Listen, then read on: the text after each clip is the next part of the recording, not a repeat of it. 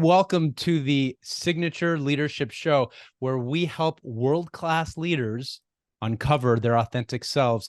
And my guest today is someone who's helped me uncover my authentic self as a speaker. He's a good friend of mine, and I have learned more from him than virtually anyone else within the speaking community, and that is Gair Maxwell. Now, let me tell you a little bit about Gair Maxwell. Kind. You are too kind, Jamie Mason Cohen.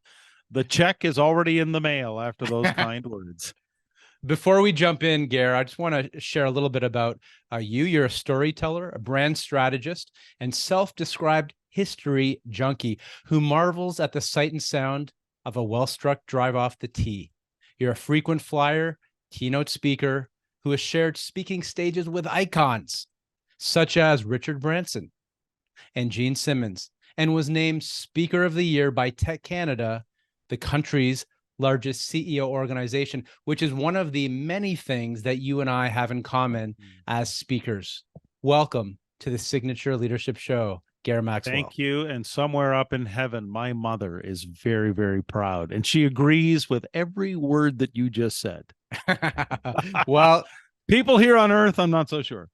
Well, thank you. In your case, it's true. So as a leader, you wrote at the back of your book, actually, Big Little Legends. If you haven't read it yet, it is the blueprint of how to build legendary brands. And you really walk your talk. I want to quote something from you and ask you, as we jump into this, what your thoughts are. It says, as a leader, building an enduring, irresistible brand means finding that one unique swing. It means digging down to uncover the single story that is authentically true and only yours. How that brand story is told and how it might trigger your own Mona Lisa effect is a question only you can answer. So, Gair, as we start this off, how would you answer that question? That's great. And it requires actually a two-part explanation. Number one, the authentic swing is from the legend of Bagger Vance and the incredibly talented Steven Pressfield, who I think is one of America's greatest writers. So Pressfield wrote The Legend of Bagger Vance, turned into a movie with Matt Damon and Will Smith, and the key piece was the authentic swing, which is to say every single golfer, regardless of their ability, has their own authentic swing. It's as unique as a snowflake, a thumbprint, a signature, which is what you do, Jamie. It's that unique. And so it became the perfect metaphor for describing your true self, your true identity. I cover that in chapter 12. And what we have seen for decades now in our study of how legendary brands are created is that why are there so few? Because the business of marketing is not about creating the legendary brand. The business of marketing is cranking out language and messaging that, quite frankly, borders on cold porridge and plain vanilla. There's no other way to say it, Jamie. And I know that ruffles a lot of marketing feathers, but until you step into your authentic swing, best in the world, Apple, Nike, Patagonia. They're best in the world at this.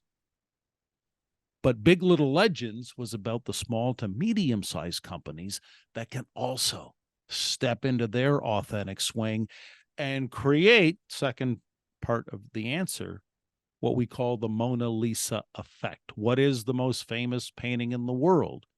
99.9% of any audience will say, well, it's that painting in Paris. And we'll ask, well, why? Why do more than 10 million people a year flock to the Louvre and pay upwards of $40 a head just to go stare at this 30 by 21 portrait protected by bulletproof glass? Why? Nobody really knows deep down of how that phenomena was even created. And yet through the course of the book and the 12 chapters, as you know, we can actually pinpoint the day when the legend was created. And not surprisingly, it's the same thing Apple, Nike, Patagonia, every brand we've researched, every legend we've researched also has the day when the world tilted on its axis and it was never the same again. And the Mona Lisa effect, as you know, is our shorthand for describing how do you make the market come to you like that famous painting in Paris. So on that note, how do you get the market to come to you? How do you see being different is the better way to be better? Yeah, because right now everyone's so focused in business on operational excellence. Everyone's so focused on data, analytics, the metrics. Everyone's so focused on left brain logic. It's nauseating, quite frankly. Tell me more about Everyone's that. pandering, Jamie. And I'm speaking in broad general terms for effect, but I don't see where it makes sense to create the legend by pandering to the algorithms. Don't worship at the altar of what everyone else worships at around reach and frequency without first figuring out your message. Do you have an actual message to share that stands apart from everybody else? And I can say that from the point of view of someone who has studied close to, I'm not there yet, but I've studied close to 10,000 websites. And when I go to websites and I go to home pages or LinkedIn profiles, I see the same vanilla language of business speak, corporate speak, marketing speak about synergistic solutions and win-win scenarios and core values of honesty, integrity, and transparency, and how we aspire to the highest level of superior customer service for all of our stakeholders. That's not, how shall we say, that's not, well, that's not how humans actually communicate, is it? It isn't. It's And not. and It's one big professional facade. It's mhm. pretentious. It's out of step. And more people, not a lot, but more and more people are starting to recognize, hey, authenticity's got to be more than just a buzzword. Do I actually have a point of view and something to say and something to offer that nobody else does? And And is can I that how you find that? define? And Yeah. that's it. And can I find that authentic swing? Hmm. And is that how you would define authenticity in marketing and business? Totally.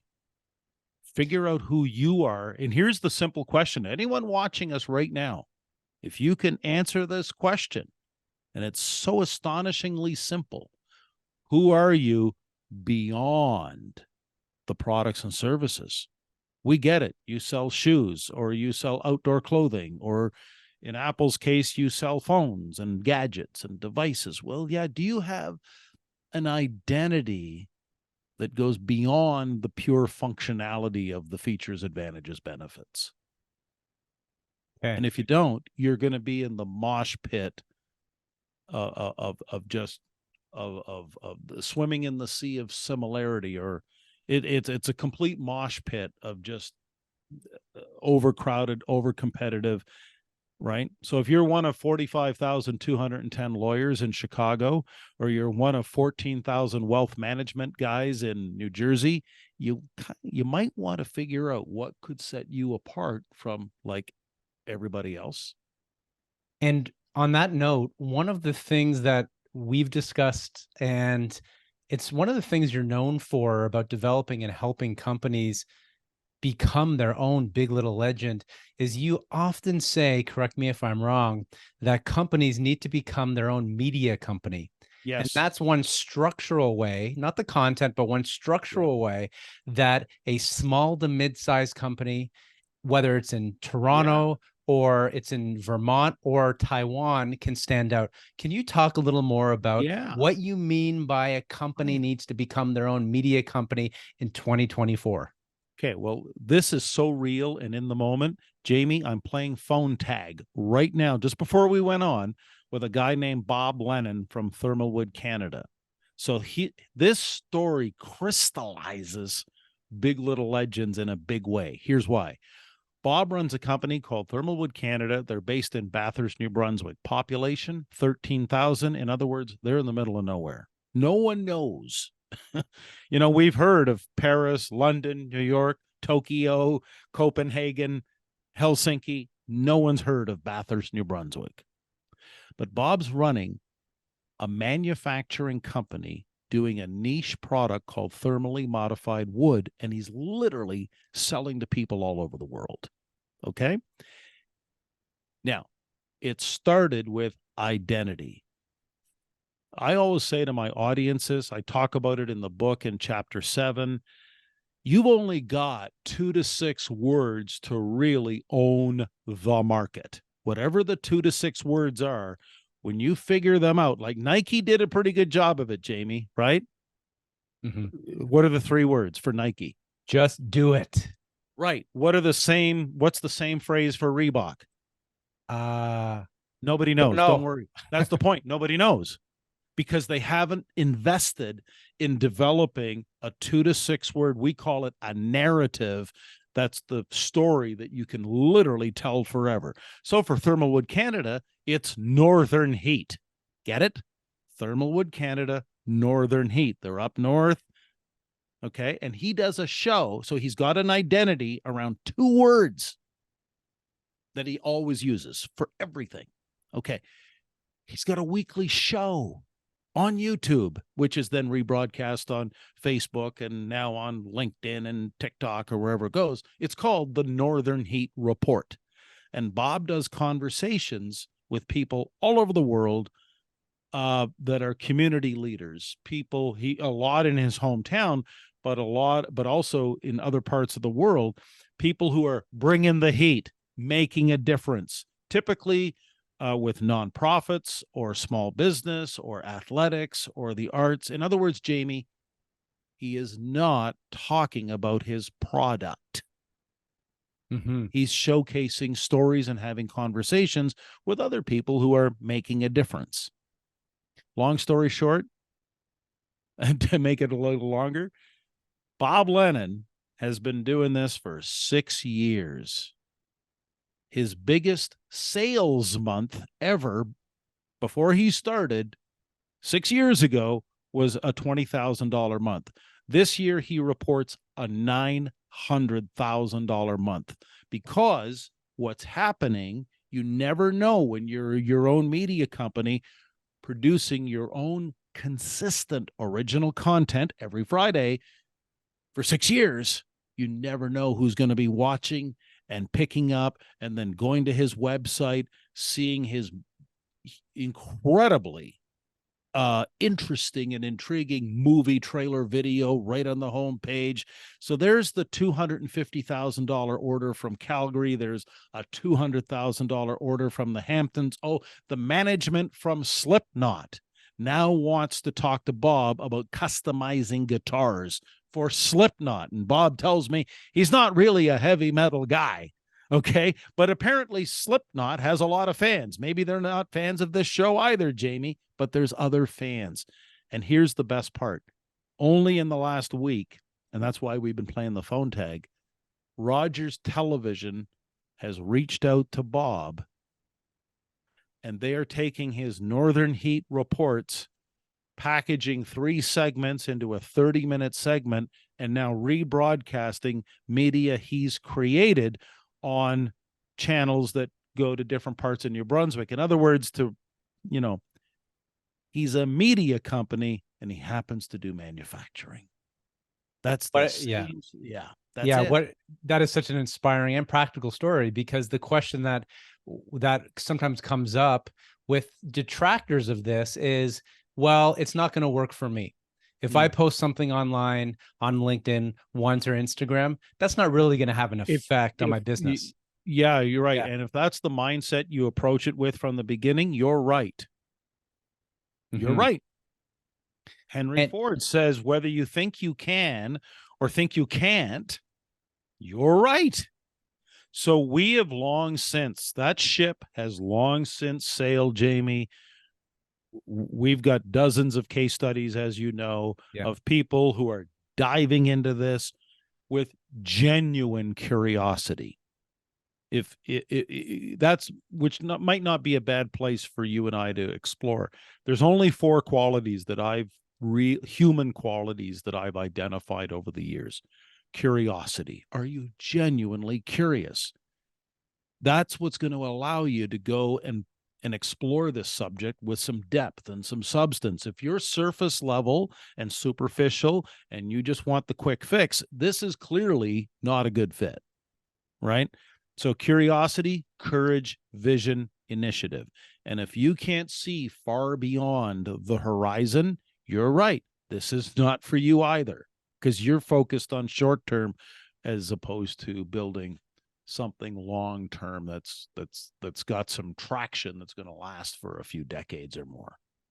And on that point, that's one of the crucibles or components that you talk about in the book, you walk your talk, you've helped me with, because it's having a mindset that whether you have a small to mid-sized business like the Northern Heat example, Yeah. or a family business, or being a solopreneur like myself, it's thinking long term. And you might define long term as 5 years or 10 years. It's doing this podcast here, not to look at who's watching, who can hire me tomorrow, although that's lovely if it happens. It's thinking I need to build a credible brand. I need to build my expertise. I need to develop trust with potential clients.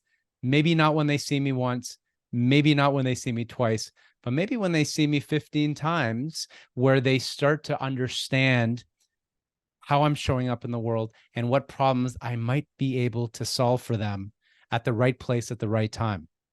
Yeah, no, Jamie, you got it nailed. And here's, I think, what Bob Lennon, just using him as an example of this, Yeah. what he's established clearly, and all you have to do is go look at his YouTube channel and see the guy's done like 200 plus videos. Well, that right away would tell any first time visitor, geez, he's got what? Credibility, stick to itiveness, and he's developed some level of expertise. Yeah. And I think one of the things that's happened now is the word expert has been grossly abused and overused. So, how can you be considered an expert in your space if you're not publishing consistent, original content? How? Where's the digital evidence? Like, there's no question, Jamie. I know you're a humble guy, but you've taken your media like you've built a whole media company with your posting. You're out there. You've got 2 podcasts on the go now. Like, you're doing exactly what we've been talking about, right? Which is no different than Thermalwood Canada, but it's no different than Red Bull. Red Bull is a media company, and they happen to sell an energy drink. That's the strategy. It's a strategy that anyone can plug into, but that will require what? Curiosity, courage, vision, initiative. Love it. And this is a question. Gair and I speak regularly. I speak more to Gair than almost anyone professionally, and we become good friends and we coach each other. So one of the questions that we talk about, which I think is relevant for our audience, we have a lot of crossover Venn diagram of audience, is what are the type of things you would consider to be constructive content to create for an expert? And what Yes. are some of the things or some of the topics or approaches that you and I might discuss as being a bit cringeworthy or not necessarily helping a brand grow? Well, I hope I understand the question, and let me articulate it again through the form of a story of someone who's doing this. Mm-hmm. Okay. Yes. How about we do it that way? Is that okay? Yes. Like, to me, if you're going to publish consistent original content, you always want to have it anchored to something that reflects truly who you are in terms of your identity and your values. It's got to come from that very real place. Now, in the case of Bob Lennon, it comes from this place of he's really always been a community guy. I've known Bob for over 20 years. He's always been about community, growing up in being based in a small town. Okay. Now I come over here outside of Calgary, Alberta, and we've got a client in the car business. And when we got invited, we do these executive boot camps with companies, and we really try and figure out, well, what is the core that separates you from everybody else? And how can we package that in the form of a 2 to 6 word narrative that will be the foundation for the publishing strategy going forward? In this case, it's Charles Glen Toyota, Alberta's celebration destination. All right. So they do stories daily of celebration. What are we celebrating today? Jamie, it could be National Hot Dog Day. It could be National Wiener Dog Day, for all I care. It could be the 50th anniversary of the moon landing. They do some great celebrations. Johnny Cash and Jerry Seinfeld have birthdays. It's the anniversary of Gangnam Style, if you can picture the guys dancing around the showroom. Okay. In other words, since June of 2019, they've been telling daily stories of celebration because it reflects who they already were. They were already uplifting, positive, welcoming people. That's who they already were. Ask yourself this: how many other car dealerships just in Calgary and Southern Alberta, which would be about 120, are also doing daily stories of celebration? Who else would be doing that?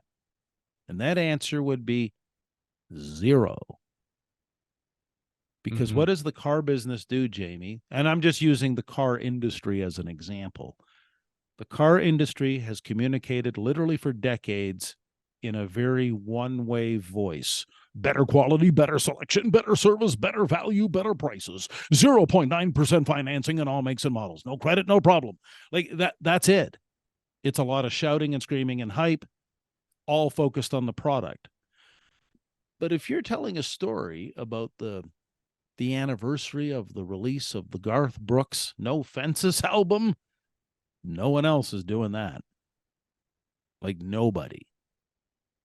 And so what Charles Glen Toyota has done, and I'm always about the results, they've got 3 straight years of record back-to-back-to-back profitability, but their traction is, I was just at a coffee shop yesterday, and Charles Glen Toyota came up in conversation, and the person said, yeah, they did a video with my daughter's swim team. The swim team did this video, and it was all about celebration of swimming and whatever it was. And Charles Glen Toyota put it on their channel and on their Facebook page, and we got all these likes and views and comments, and then they gave us a donation. But in effect, what Charles Glen Toyota does is stories of celebration. In effect, what Bob Lennon does is stories of community and difference makers.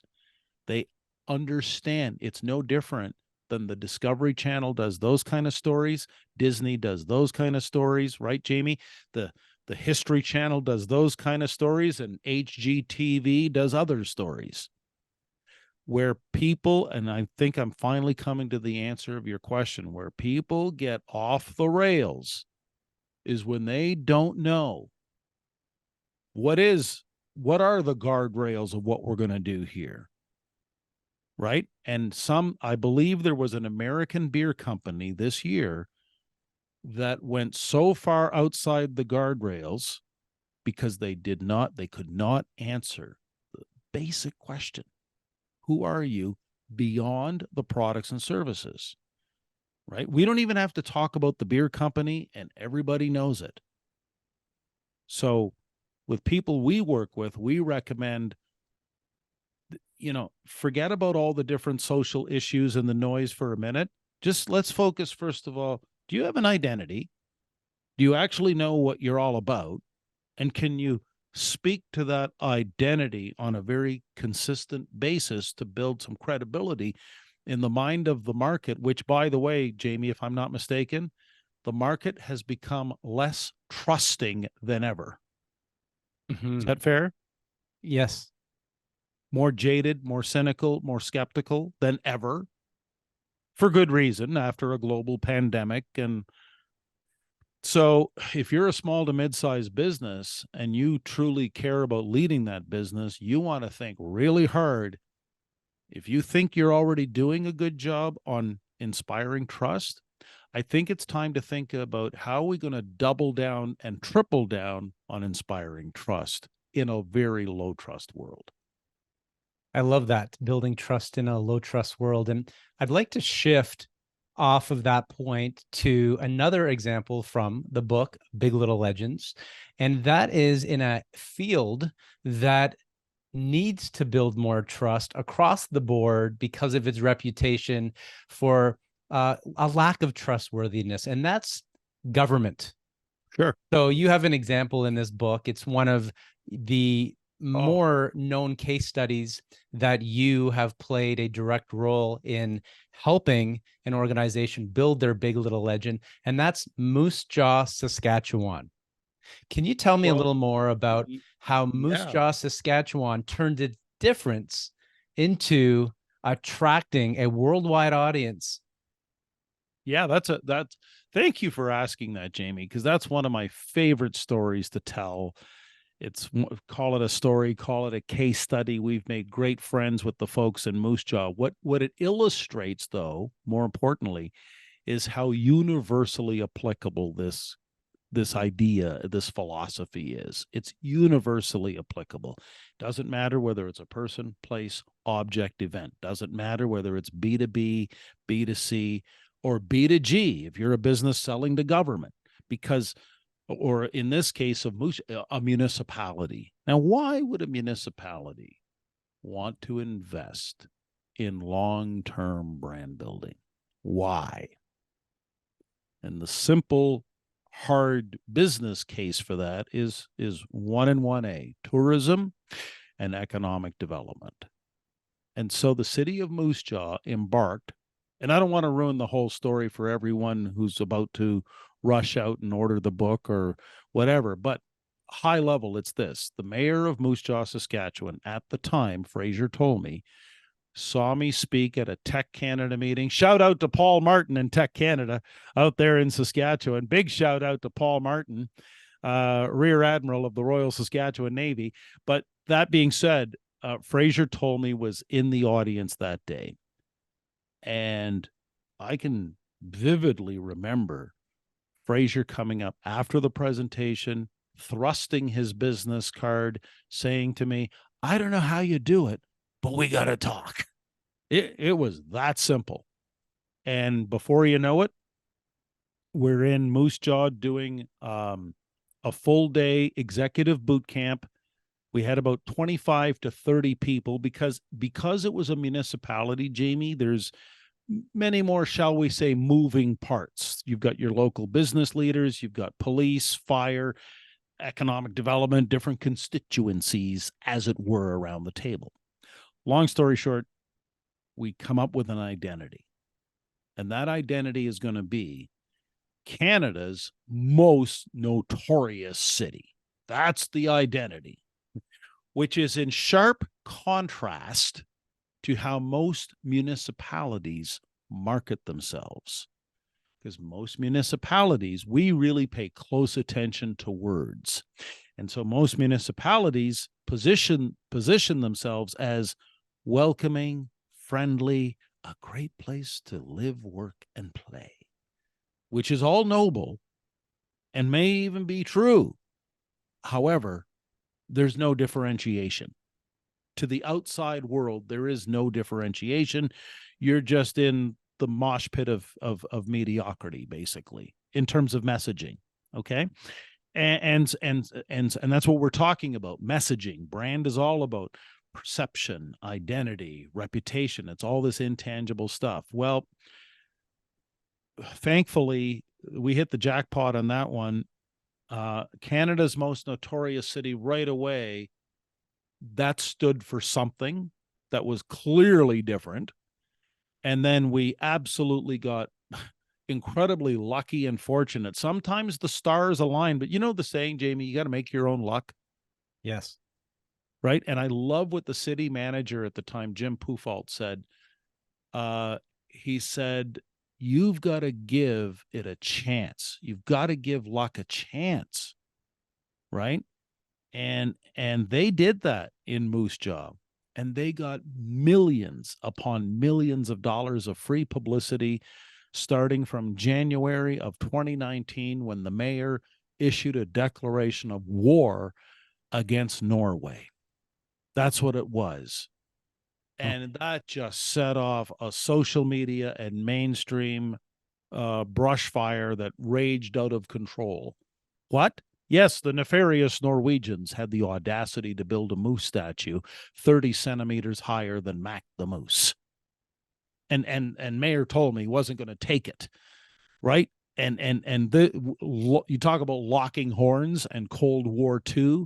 That's what it was. And those scurrilous Scandinavians had no idea that they, were going toe to toe with Canada's most notorious city. See, Jamie, what's the Canadian thing to do? As you know, and I know as Canadians, well, we're all polite.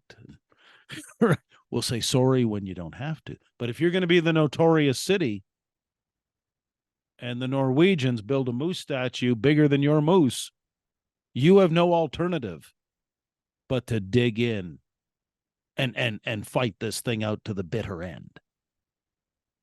And so to make the long story even longer, the mayor from Norway came over to Canada. They had peace talks in the spring. They signed a memorandum of understanding that was reported in full by the Washington Post. I mean, we got 4 minutes on the Colbert Report with this incredible story, which is just but you know yourself, there's no way a town of 33,000 has the marketing budget to get that kind of exposure, to get that kind of coverage, to develop that kind of attention.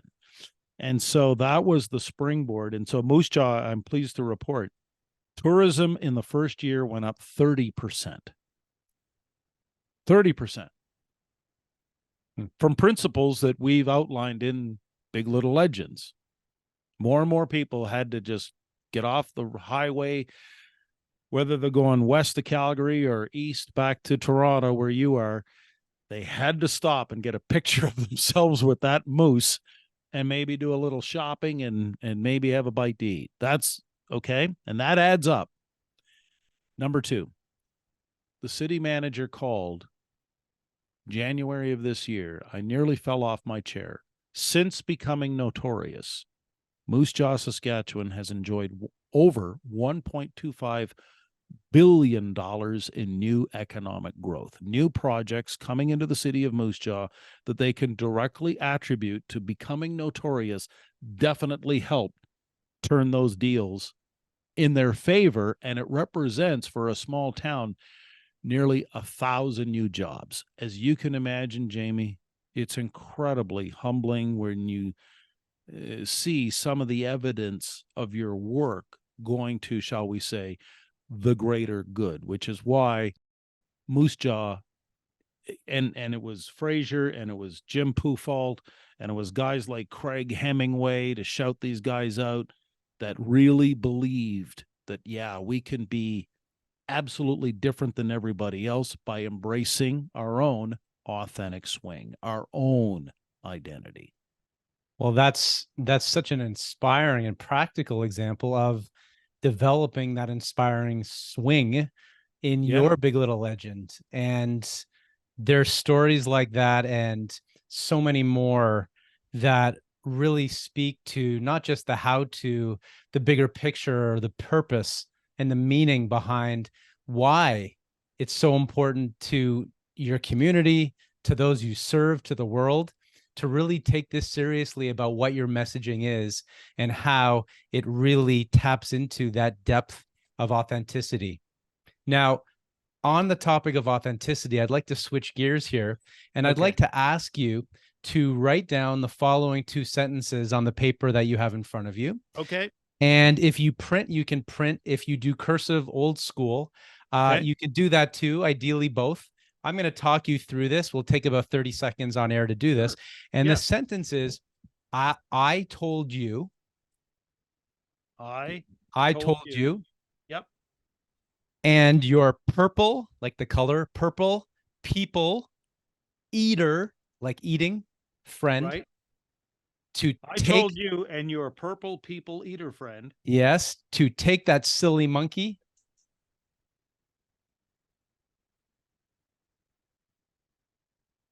and go back to the darn zoo. Now, I ask though that particular sentence to be written out because that has a certain number of letter formations or strokes. And as a handwriting expert, I can see about 100 different personality combinations that exist through your strokes on the page, which is how we usually begin or end signature leadership, because your signature is like a sign of nature. Your signature is your authority in the world.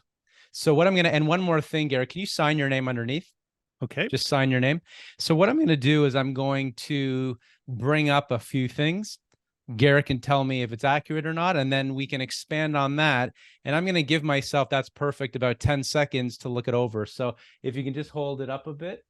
I'm just trying to get it into the. I love this, Jamie, because this is so like our whole conversation, so unrehearsed, unscripted. Yes. Two guys just flipped on the cameras, pressed record, not knowing exactly where this was going to go.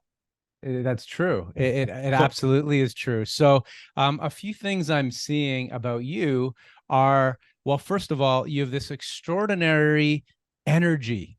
Though I'll tell you how as we're going, although sometimes I might sure. just get right to Should the I? point. The large, and you can look at this, flip back and forth and look at this, so you're seeing what I'm seeing. You have very large letters in your signature. That's your authority in the world. That's your personal brand. That's what Okay. you show other people. And so that's more of the extrovert. You gain energy from people. You love being around people. And there's a vitality, there's a dynamic, forward looking force. I would also argue that that is resilience. It's when you get pushed down, there's this self confidence, there's this inner drive, just a little bit of ego in a healthy way, that you know that ultimately you are going to win if you keep in the game. You know you're going to move forward. I've seen thousands of examples. So when I see that upward stroke, that's about 2.5 times the size of the letters underneath, the smaller strokes, that tends to be belief in self, high level of confidence, and healthy ego. Now, there's a few other strokes. I look at, and I'm pausing here for a moment because it's a little small from where I'm sitting. So usually I might look really close, but I'm leaning in. We're doing this live, so that's okay. And it's a little bit fuzzy on Zoom, but no problem. So there's a few other things about you is a high level of integrity in your actual writing. So when you have very clear O's, like on 2 on the second line, those clear O's represent someone who walks their talk, someone who, when you're not looking, that's where character shows.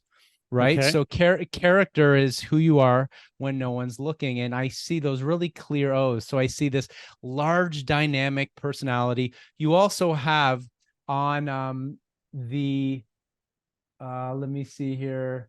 Yeah, so the O's, you also press deeply. So when you write, your hand is really pushing hard on the page.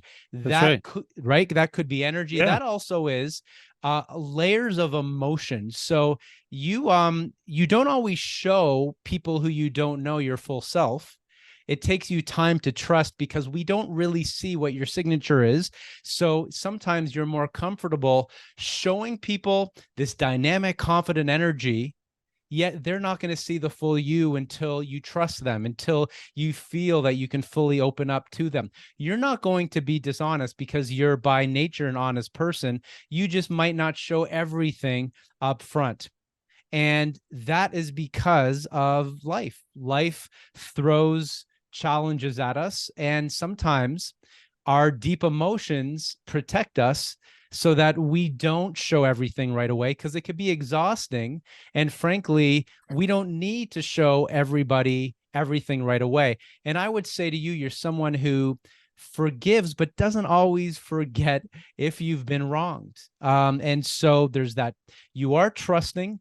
When people gain your trust, they have a friend for life. Also, if people cross paths with you and you feel that they've done you wrong or they feel that they haven't respected you, that confidence will not need them to be in your life anymore. So someone who has a high degree of self-confidence, you forgive, you don't always forget, and you feel emotion. So your emotions are still layers run deep. So you'll remember something that happened 30 years ago as if it happened today, both the good and the not so good. Right. And that is a curse. And it sometimes can be a blessing, because people, when you're around them, that level of confidence with the large letters, you're pressing so deeply, is that emotional depth. Everybody who knows you probably feels a connection to you, because when you're in a room, they feel like they're $1,000,000, because you make them feel special. You make them feel like Benjamin Disraeli, the former prime minister, went on a date, and the date said about the prime minister. They said, "What is it about him that's so unique?" And she said, "Well, I was out with another very powerful man in England, and that man, I thought he was the most interesting man in England. When I was out with Benjamin Disraeli, he made me feel like the most interesting person." And that's Wow. what you do, my friend, with the confidence, with your depth, with your dynamic energy. You make whoever you're in the room with feel like a big little legend. Well, your two things. Number one, my mother, God rest her soul, is once again incredibly bursting with pride, but also this is why signature leadership is so much about what you do, Jamie. The word signature is the word you own, because that's what everyone, we all share that in common. And you can, I'm just, eh, I just can't believe how much you can pull in terms of actual insight that's true based on someone's handwriting. That just to me is, that's way more than just shall we say, a magic trick. That's a real gift. Thank you. Yeah, no, really. That's incredible that you can even to the letter O. Now I'm going to be all self-conscious about my letter O's. And yeah, told Yes. you and your purple people leader friend to take that silly monkey back to the darn zoo. And we know each other so well. So part of this is, if I do know someone, it's coming at it from perspectives that maybe we haven't talked about so much before. Like your Right. emotional depth has never come up before. And Never. I wanted to make sure that I pick on things that are Yeah. Now I unique. feel all exposed on this particular podcast. The vulnerability. Oh, yeah. It's Brene Brown vulnerability, running back to those purple people eaters, which as a kid growing up, to me, that will always be the Minnesota Vikings defensive line of Jim Marshall, Carl Eller, and Alan Page. Absolutely. I'd love to end this, Gair, just as we've woven in stories, because a significant part of your big little legend is uncovering these stories. And your own story is one of legend within the industry that we're both in speaking, consulting, creating sessions for small to mid-sized businesses globally. I want to ask you about someone who had a significant impact on your authentic swing, and that's your dad. Can we end on telling the story of your father's big little legend and how it's Wow. impacted who you are today? May 21st, 2016. I remember the date like yesterday. I didn't see this one coming, but that's the day. And it wasn't this big burst of massive revelation. Here's what happened. May 21st, 2016. I'm in St. Andrews, Scotland. I'm at the home of golf. And that's when it hits me. See, my dad is a former pro golfer. Dad was born 7 minutes from the first tee at St. Andrews. He learned how to play the game he loves at St. Andrews. The difference, Jamie, was that Dad's quiet, humble to a fault. Now, he won over 100, give or take, amateur and pro tournaments in his career. All right. Yeah. He came to Canada in 1957 as a 17-year-old. But growing up, not only did he keep all of his trophies and plaques hidden in some cardboard boxes gathering dust in the basement, he never talked about Scotland. So it's not until I'm like 55 years old that I come what I would consider face to face with my Scottish heritage. My mother, I mentioned, Acadian, from Eastern Canada, New Brunswick, but Dad was from Scotland. And that was the day. And I've had this love hate relationship with golf in the sense that I love the game, but I'm not very good at it. And no way could I ever be nearly as good as Dad. All right.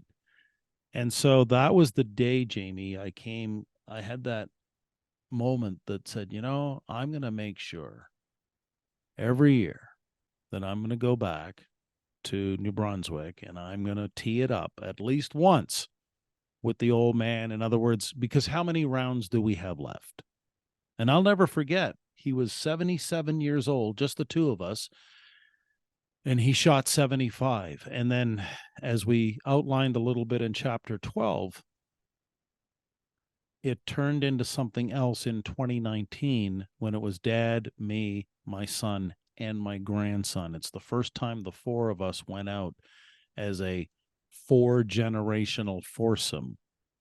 And only even after that did I start to do the research and find out that this is like an unofficial Guinness World Record now.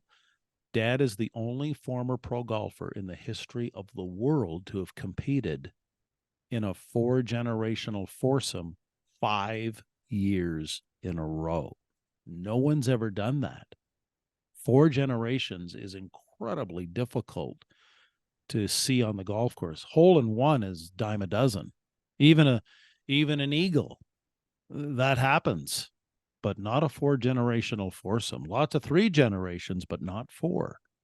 And so for my dad, that's become like, that would be the moment, Jamie, where, and there's been several moments, like there's a documentary on my YouTube channel about his life story, his accomplishment. There's a music video. A band from Cape Breton wrote a song about Dad's life story, and that's on the YouTube channel as well. But basically what it is Dad's 84 years old right now. He's not in the best of health. He's really suffering from memory loss and all these things, but he knows deep, deep down through this game and what he's accomplished that his time here actually meant something. It had purpose. It had, like anyone, right, Jamie? It's full of its ups and downs and its triumphs and tragedies. But my father knows through this little MGA tour thing we created to celebrate him and his accomplishment that his time here really meant something. And his story, because of the magic of YouTube, will live forever. Shout out to Ken Reed. Ken Reed from Sportsnet narrated it and did just a magnificent job. It's one of those ESPN style 30 for 30 videos, but it's really something that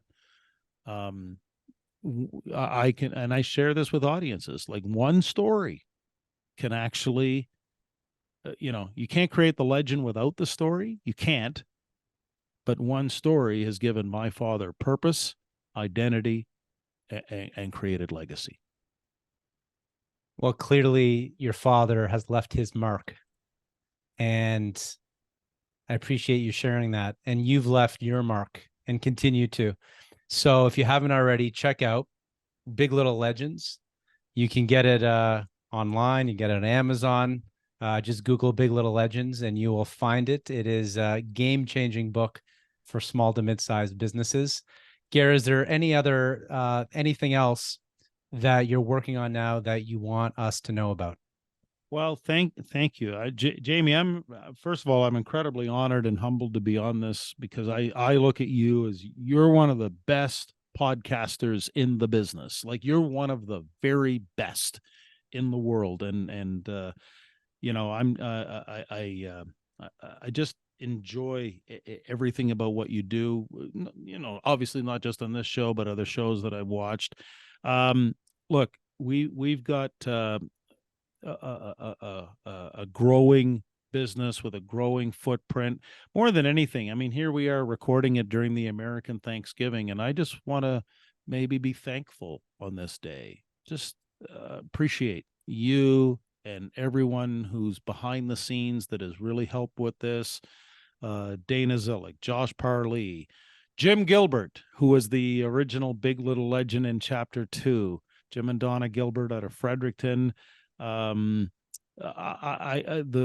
names just go on and on and on. Hey, just a quick shout out to my friend Tim McClure down in Texas. Tim McClure is the guy from Austin, Texas, who created Don't Mess with Texas. That's one of the greatest brands ever in the world of nonprofit. It was actually an anti-littering campaign. I got to see Tim not too long ago when we were in Austin. Everyone at Wizard Academy. No, I hope you feel the cup is overflowing with gratitude. Tech Canada, Vistage International have been just fantastic in terms of their support for what we do. And we just look, we when we started this journey, Jamie, we had no idea that someday people would invite us to Taiwan to speak on this topic, because for me, this topic it's not only universal, but it's endlessly fascinating. And I really appreciate you allowing me the chance just to to share some of this. Well, you are, and your story is endlessly fascinating. We could stop here. I want to thank you for what you said to me. That means a lot as a friend, as a mentor, and to continuing watch you grow. It gives me inspiration that I can continue to grow too when I see how far you've gone. So on that note, the Signature Leadership Show is about helping world-class leaders uncover their authentic selves. And today we were with Gair Maxwell, one of the world's leaders, on helping you find your differentiator, helping you find your big little legend and leave your mark wherever you are. If you haven't already, please subscribe. And I can't wait to connect with you after the show. Thank you.